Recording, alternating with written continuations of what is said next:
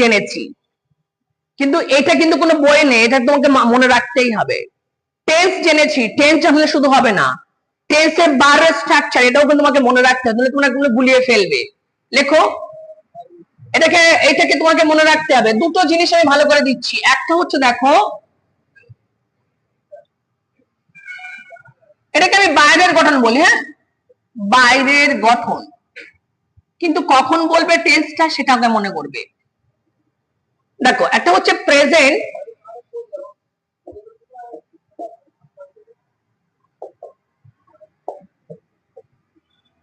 Present indefinite, আর একটা লিখবা past indefinite.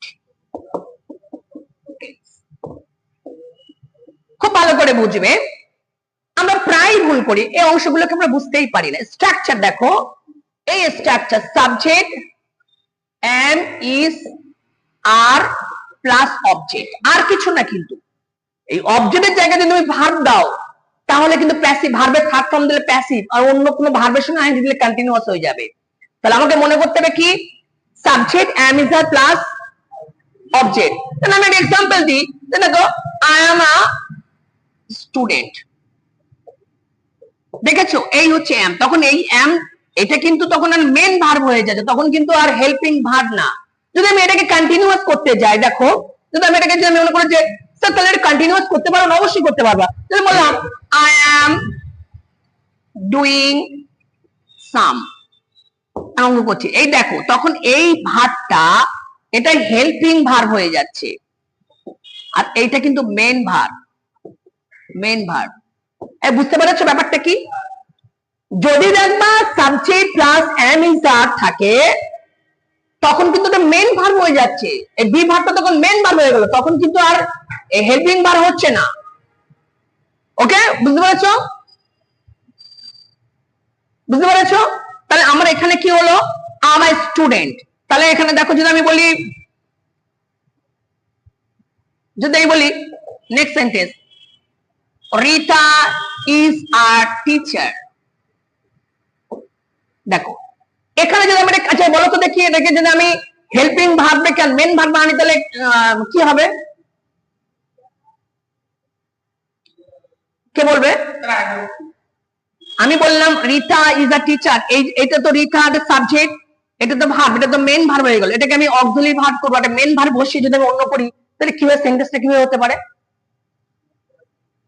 আরে বাবা এটা করো না, রিতা ইজ টিচিং নাও, এইটাই তখন হেল্পিং ভার্ব হয়ে গেল, এটা মেন ভার্ব হয়ে গেল। সব বুঝতে পেরেছো? হ্যাঁ ঠিক আছে।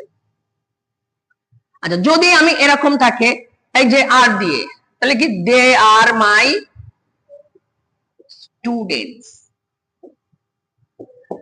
তাহলে আমাকে দেখো subject am is are plus object, এখানে কিন্তু অন্য কিছু ঢোকানো যাবে না, তাহলে এটা কিন্তু সিম্পল প্রেজেন্ট, প্রেজেন্ট ইনডিফিনিট। ওটা তো স্ট্রাকচার তো তোমার মনে আছে, কি স্ট্রাকচার?